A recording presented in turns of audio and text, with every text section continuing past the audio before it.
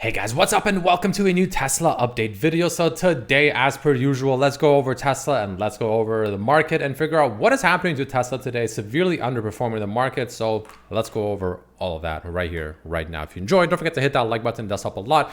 This is not financial advice, I'm not a financial advisor. And of course, my membership section on YouTube is live. If you're interested, the link is down below in the description. $3 a month, you get access to all my thoughts intraday as Tesla, the stock itself, the chart is moving. And I update you guys pretty much there as it's happening. So if you're interested in that, the link is down below. But jumping right into it, Tesla, I think the market literally just closed, closing the day down almost 4% on the day at about $233.50 per share, which of course, compared to the market being ever so slightly green, obviously a pretty substantial underperformance, right? Let's talk about it. So there's a few things. First and foremost, I think it's number one. First and foremost, I just believe it's just technical, right? Tesla it's a very, very, very volatile stock. It's going to go up and down like this often, right? This is just part of the process, really. So I personally think it's a technical move. However, some people like to always add reasoning behind moves, which sometimes I think sometimes people add too much reasoning behind a certain move. But if there was a reason today, it's most likely going to be this right here, where apparently Elon has been quote unquote anti-Semitic on Twitter or X. I disagree. I think people are taking this substantially out of proportion and context and are just completely over and utterly reacting. You also have Ross, who is, or is he? Let me go ahead and this guy is something else. This Ross Gerber, I don't know, truly something else. But he's essentially one of those people right here, right? He's like talking about this. He's like replacing his Model Y for Rivian, pretty much all on the fact that Elon apparently was anti-Semitic. So there's a lot of kind of drama essentially happening around that today with Elon regarding some remarks, which again, I think are complete overreactions, completely blown out of proportion and really just simply incorrect. But that's probably, if there's a reason, something along the lines of something related to that is probably why. But that's kind of the quote unquote news. Let's get into the actual technical analysis because that's what we're here for. And I still strongly believe this was just really a technical move, right? We ended up moving up, right, to around this 240, 245 level, right? On this candle close, I talked about how I personally wouldn't be surprised if we see 240 and best case realistic scenario was 245 for me. We overshot it ever so slightly. I told my members that that's a very common thing that happens yesterday. Literally as it was overshooting, I told them that the market likes to overshoot or undershoot because that's how it traps people, right? That's exactly what happened. We ended up getting there. We ended up closing above 50-day moving average. We talked about that yesterday, how, it's not bad. That's obviously a good sign, but we also mentioned how the 50-day moving average, as great as it is also obviously not as significant as something like the 200, the 50, or the 200, the 100, or arguably even sometimes the 21 EMA. But, we talked about how I personally even then still believe that we probably will get a cool off, right? Best case scenario was a sideways cool off, but I personally expected a downwards cool off. And that's exactly what we got today. Personally, I think there's a bit more room down potentially, right? The first and foremost I'll be looking at is very simple. The 21 EMA. The 21 EMA at the moment is sitting at $226, right? Obviously, as we're pretty much dancing, let's say around this 233, 235-ish level, let's say we just do that for the next 3 days or something like that, right? Obviously, the 21 EMA is going to continue kind of, making its way up towards us. And eventually, it'll meet us somewhere in the 230s, low 230s, right?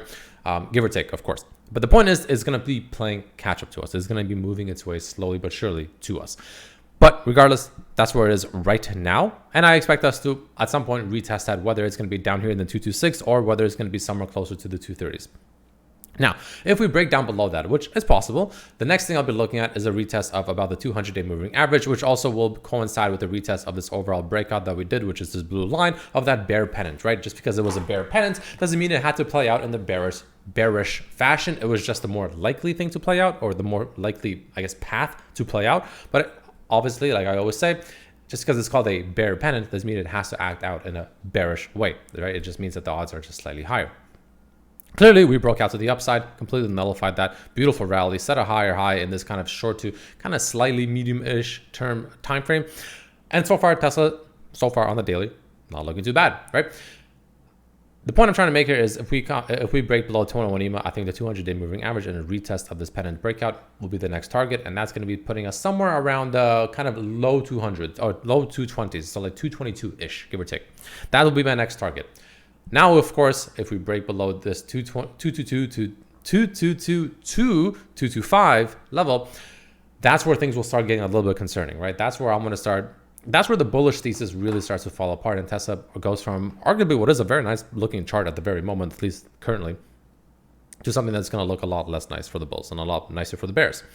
So those are the main levels, just plain and simply, I am personally looking at. Obviously, we've been looking at the volume profile for quite some time, right? Obviously, a very important thing to consider as we got rejected, as this volumes really started to increase, and that's exactly where we tapped up over here at around 247, pretty much just as, or just rather where the volume really starts to substantially increase. Same thing happened down here, right? We ended up bouncing pretty much right where the volume substantially increases as well. So very important thing to consider with this volume profile. That's where, you know, a lot of volume of shares are being essentially traded, bought or sold. In this case, it'll be sold because we're coming back up into it, and of course bought as we're coming down into it. So that's exactly what happened. And now we're, you know, kind of dancing around this low volume area, right? So, you know, expect a lot of volatility around this area. It should be pretty easy to move the stock around while we're dancing within this kind of, you know, little range of, you know, between 240, let's say, to about low 220s.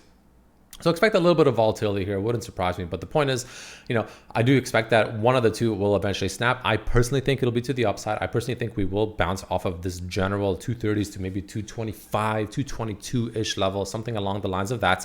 And I think that we'll get a beautiful bounce, and I think we'll continue making a beautiful trend, right? Because at the moment, we are setting a nice looking chart, right? Where at the moment we want to be essentially coming down to making a higher low. And ideally, you want to make that higher low at a previous resistance and or breakout, which essentially will be putting us somewhere around this kind of 225, 224, 223, 222 level, somewhere around there. And then we ideally go even higher. And then from here, I think we'll come up to retest this overall top of the bull flag, right up here.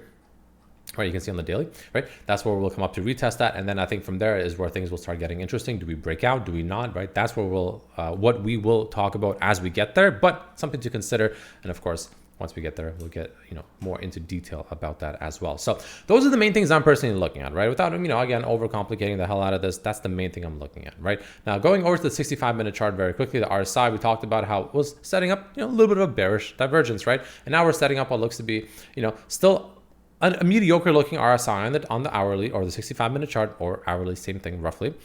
It'll take some time. It'll take some time, in my opinion, to dance around this area to really rebuild this RSI and make it look a little bit more healthy. Wouldn't be surprised if we get a small bounce and then continue lower to that, you know, 224, we'll just say rough level, with the RSI slowly getting to the closer to the oversold territories. And then from there, we kind of find a base, and then I think we bounce, right? That's kind of what I personally would not be surprised to see. We could be arguably setting up a little bit of a head and shoulders pattern here. You can make an argument for that, right? We have the head here, the shoulder here, the right shoulder here. But again, it's a very small head and shoulders pattern. If this were to play out, assuming it is, you know, something that it looks like a head and shoulders. It's not the best looking head and shoulders in my opinion, but you know, it's not the worst either. It's a mediocre looking one, but again, very small, very intraday. If it does play out, I can't imagine it being much of a sell-off. Again, probably just bring us down to that low 220s level in my opinion, right? If this, of course, does actually play out. But that's the way I'm looking at it right now. Now, to make it simple, if we lose pretty much 230, I think 225 to 222-ish, it's pretty much guaranteed, right? I think that'll happen. I think we'll come down to this gap fill as well. And then all those three different things, the breakout retest of the pennant, the 200-day moving average, and this gap fill over here, all three of those will, in theory, act as a support. And I think Tesla will bounce off of that. And then from there, assuming we get a nice looking potential bottom signal bounce, I think we'll get a beautiful rally into the end of October or November, into the Cybertruck deliveries. And I think everything will be looking pretty good because on the daily, it's still looking great. The RSI, MACD, all looking pretty solid. No complaints, at least in my eyes, right? So let's take a look at options flow very quickly. We have one decent put over here, 1.3 million in premium, 170 puts expiring May 17th of May of 2024. Pretty sizable, obviously, right? Definitely sizable. Not something you want to completely ignore, but it's a fairly safe one. They definitely bought, you know, a fair amount of time. So, you know, it's nothing too concerning, at least in my opinion.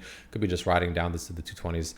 Very, very possible. We have a, you know, medium flow of calls over here as well. 500K premium, 300K premium, 500K premium, you know, 240, 250 calls all expiring pretty much either early December or late in November. So, you know, obviously short term, the bulls are looking like they want another bounce from here. They really do. That's what it seems like. And maybe that's what we'll get before we come down maybe a little bit lower, ultimately based around somewhere, you know, the 222s and then rally into Cybertruck.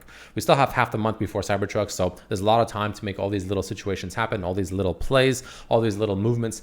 And it wouldn't surprise me if that is what roughly happens. But that's kind of what I am personally expecting as of right now. Taking a very quick look at the weekly, right? You can see we are getting rejected by the 21 EMA up here, the 100-day moving average as well, right? Which are these two lines up here, the top one being the 100, the middle one kind of golden-ish looking one being the 21 EMA. But we also are bouncing off the 50-day moving average and the 200-day moving average below as well. So kind of sandwiched in between the two. But the RSI is starting to recover a little bit. You know, it's starting to look a little bit less bad.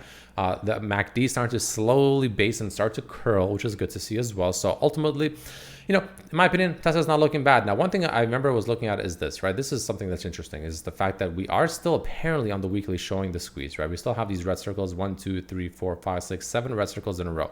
I don't remember the last time we had this many. The last time we had 7 red circles in a row was back in August of 2022, pretty much a year ago, we'll say roughly, or just over a year ago. All right, we had pretty much the same amount. Actually, I think we have more now by 1, 3. No, we're about the same right now. Yeah, same amount right now at least. So we'll see what happens with that. But you can see as that was playing out, we ended up moving to the downside pretty substantially. But this was also when Elon was selling, so that could have obviously contributed a large portion of it. But just something to consider. We are apparently on the weekly, getting pretty tight.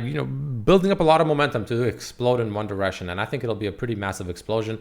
To the downside, it'll be pretty substantial. I think we'll easily reach the 150s. If it's to the upside, I think that's what breaks us through this overall massive downtrend that we have been in since all-time highs. And I think that's what, that's the kind of pressure buildup that can blast us through that. So it'll be interesting to see which direction we pick. I'm a little bit biased, I guess, to the bullish side, breaking up personally, but obviously not to the point where I'm just going to all in right here, right now, and just pray for the best, right? I'm obviously, risk adjusted for that. So yeah, all that being said, thank you so much for watching. If you enjoyed, don't forget to hit that like button. And as usual, I'll see you tomorrow. Peace.